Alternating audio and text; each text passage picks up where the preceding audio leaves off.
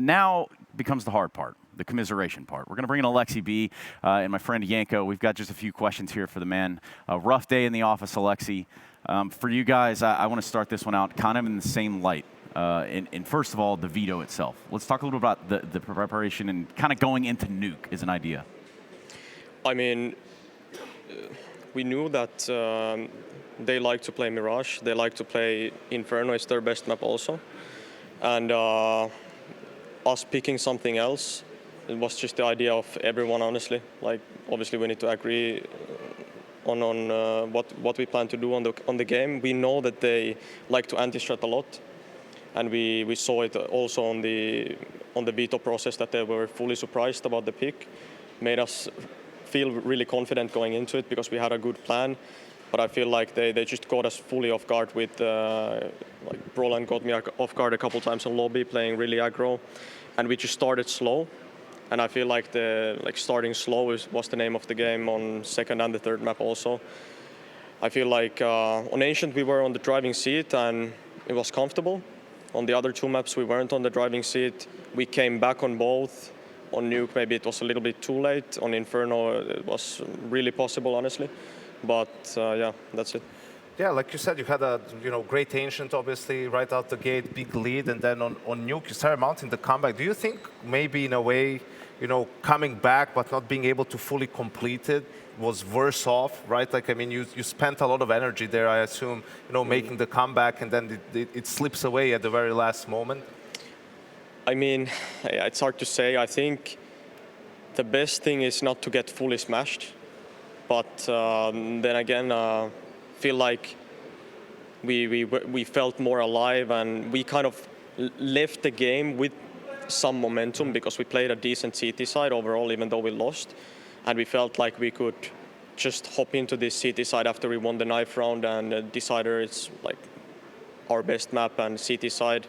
And suddenly we start, 0-9 or something? I don't even remember what the score was. Was it fun? I don't think, yeah. Yeah, and with G2, it feels like sometimes until your backs are fully against the wall, that's really when you come online. For example, the opening game against Movistar, right? You guys were really flat. Then you started playing better, and even over the course of a single series, right, until it starts going really bad, that's when you start playing, your best CS. Can you talk us through a little bit, if you feel that way and what could be the reason for that?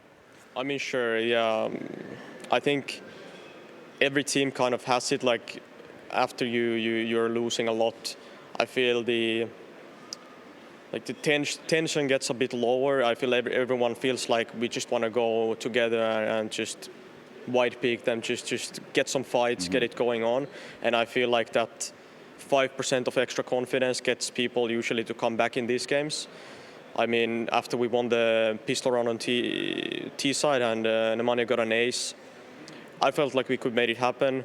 Really small details here and there on that T half, but I feel like it is still pretty unacceptable, but that it's happening way too often that we can't really play a tight game or be more on the driving seat. It's just, yeah, unfortunate. I think you guys went from 9-0 down to actually leading 12-11 at some point in the game. You lost 2 3v3s on B and a 2v2 as well. It's usually one of the stronger suits when people look at your team, right? You have very good players, experienced players, good individuals. Was it just chaotic communication in some of those rounds, or maybe I mean, the round where Rez gets 2 kills, he just hit some really great shots as well? Yeah, exactly. We even predicted, like, I wanted to go into this angle myself because I predicted they will flash in.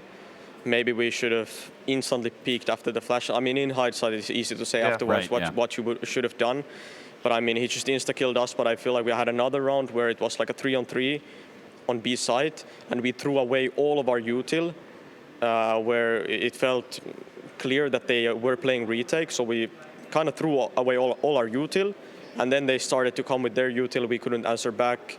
First, Nico gets caught, like they threw perfect utility against him.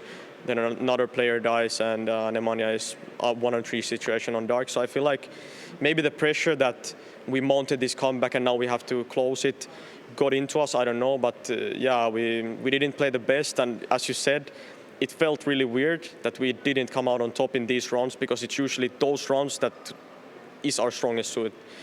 But yeah, I mean, it was like a weird game overall, and maybe, yeah, I don't know. Hey, so we'll do this then. Obviously, we all need to get out of here. We've approached that midnight hour. Aleksib, you know, with the commiserations and all of that aside, I kind of want to ask you, as G2 as a household brand, as a household name, not so much as what you take away from this tournament, but where do you go from here, Aleksib? Do you want to tell the fans at home?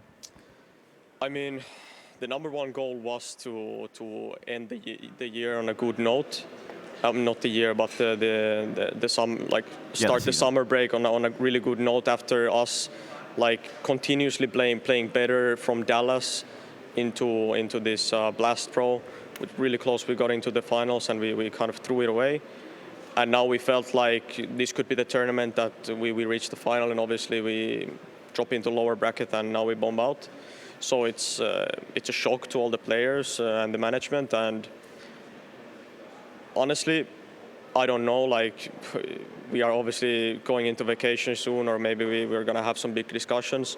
Maybe something's happening, maybe not. But as of right now, I feel like all the players and everyone is feeling really down. Mm-hmm. So we need to regather, and we need to see if there is light at the end of the tunnel, and see if we can make a comeback on the rest of the year. Yeah. Hey, and like I said, we'll get you out of here. Thank you so much for your time, Aleksib. Thanks, man. That is the unfortunate